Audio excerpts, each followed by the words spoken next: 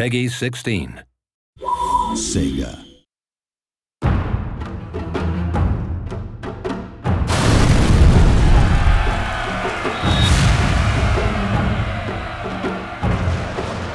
The Fall of the Samurai features the most advanced weaponry ever seen in a Total War game. Even things like just straightforward rifle technology have come on enormously. It's more furious, faster reloading, more death.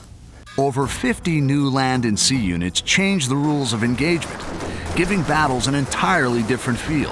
Some of the most interesting ones on land are obviously the Gatling gun, but we've also got a lot of new line infantry units and riflemen.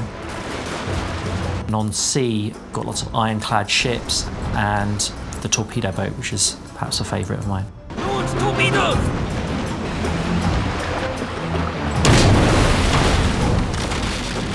My favourite new ship is definitely the gunboat. You can buy loads of them, get them all together and basically clog their gun ports up with matchwood. It's a fantastic divisionary tactic. Modern ranged units include the Gatling gun and the Behemoth Armstrong gun, directly controllable in the new third-person mode. You can hit a hotkey and drop down to third-person mode on cannons and Gatling guns, which enables you to have direct control over the weapon. You actually follow the cannonball along the battlefield until it actually hits its target.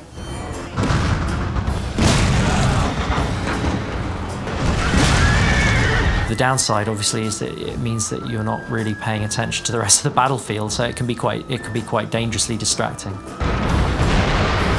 Mighty steam-powered ironclad warships armed with torpedoes make naval battles much more destructive.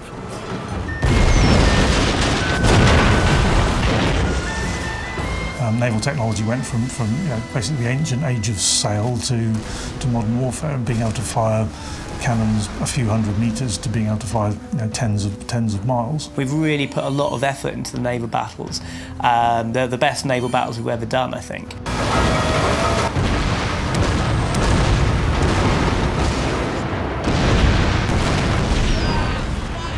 To see torpedoes coming towards you and not knowing what to do, and it puts you in a state of panic. I've had several times where I've been playing where I've just kind of frozen. I'm not knowing what to do. Do I try and put it astern? Do I try and steer around it? And that's a totally new part of gameplay, and I think those are really cool. So the new units, they're not just new stats or new models, they are kind of creating totally new elements to the battles.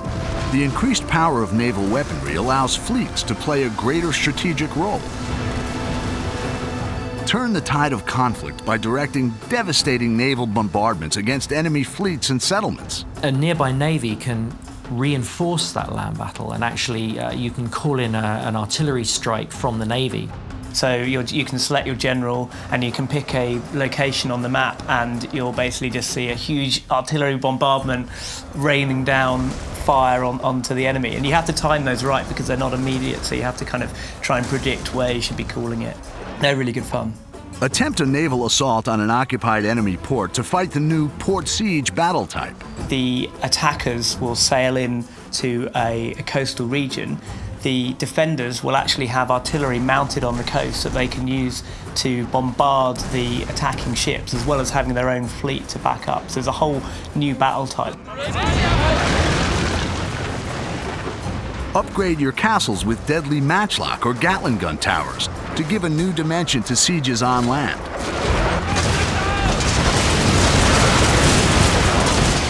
These improvements are all available in the redesigned Avatar Conquest mode, Shogun 2's innovative multiplayer gaming system. So yes, we're bringing in a new Fall of the Samurai avatar, and you'll get a whole 19th century specific skill tree with that.